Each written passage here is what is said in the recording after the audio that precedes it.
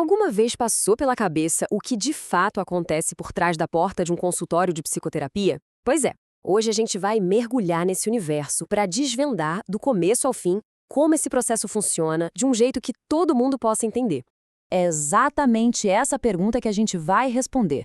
Vamos fazer a jornada completa, sabe? Passo a passo, desde aquele primeiro oi até a conclusão do tratamento. Tudo para entender como a transformação acontece. Então vamos lá. Bom, tudo começa no primeiro contato. E olha, é muito mais do que uma simples conversa, viu? Esse momento é chave, pode definir o sucesso de toda a jornada terapêutica. Porque é ali que se começa a construir a base de confiança para tudo o que vem depois. A entrevista inicial é esse ponto de partida. O objetivo aqui é duplo, sabe? O profissional precisa entender não só a condição emocional e mental de quem está buscando ajuda, mas também o que, lá no fundo, motivou essa pessoa a dar um passo tão importante. Mas o que muita gente não sabe é que essa avaliação é uma via de mão dupla. O psicoterapeuta também está ali analisando se ele tem as ferramentas certas e a especialidade correta para aquele caso. E se a resposta for não, o mais ético, o certo a se fazer, é encaminhar para o outro profissional. Porque, no fim das contas, encontrar o encaixe perfeito entre terapeuta e paciente é, nossa, absolutamente crucial.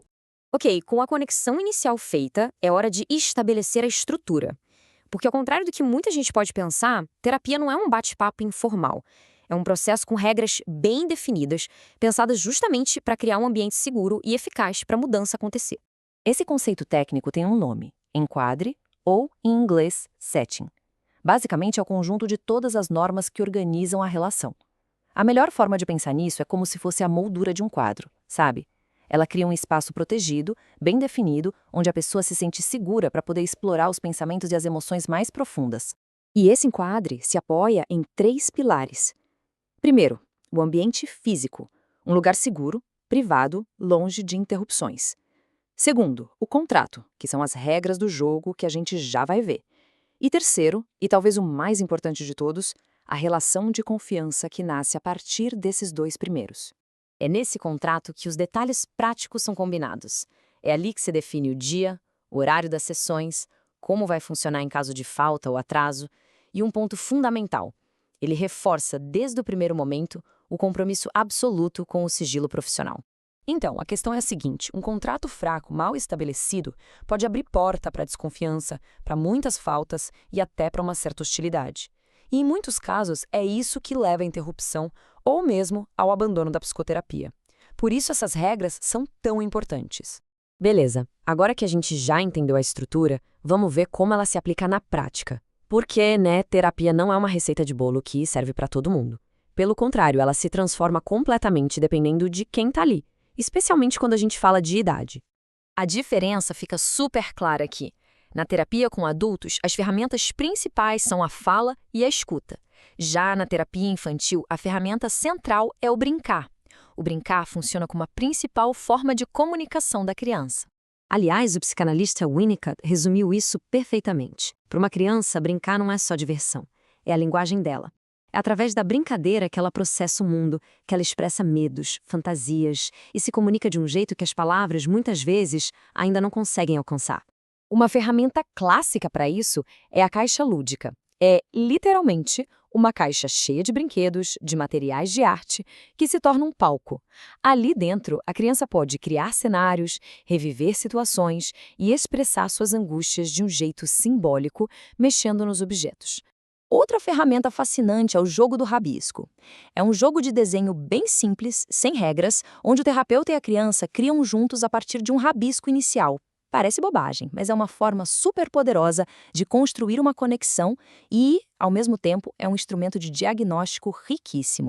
E, por fim, tem também os desenhos histórias. O processo é simples. A criança faz uma série de desenhos e, para cada um, ela inventa uma história.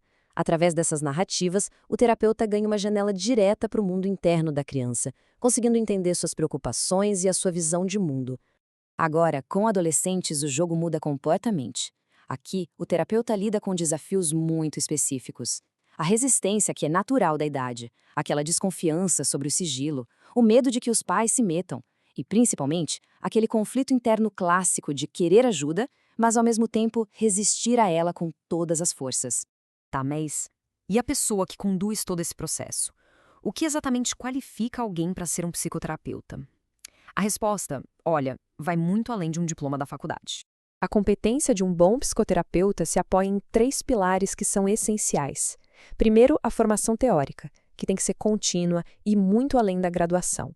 Segundo, a supervisão, que é quando ele discute os casos com um profissional mais experiente.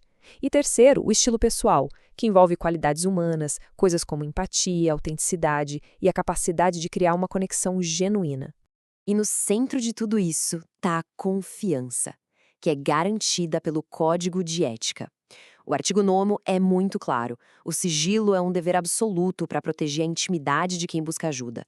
Essa é a base, o alicerce de toda a relação terapêutica. Mas e quando o processo vai chegando ao fim? Como saber que a terapia atingiu seus objetivos? Vamos entender um pouco como é a conclusão, a chamada alta dessa jornada. Existem alguns sinais bem concretos que indicam que a pessoa está pronta para ter alta. Por exemplo, os sintomas que a levaram para a terapia diminuem bastante, as relações com a família e os amigos melhoram de forma visível e, o mais importante, ela consegue incorporar novas formas mais saudáveis de lidar com a vida. Mas aqui vem a virada de chave, a mudança de perspectiva mais importante de todas. O fim da terapia não é uma cura mágica definitiva. Na verdade, é o começo. É o início de uma forma nova e mais saudável de se relacionar consigo e com o mundo. E essa ideia final talvez seja a mais poderosa de todas. Um bom processo terapêutico, no fundo, nunca acaba.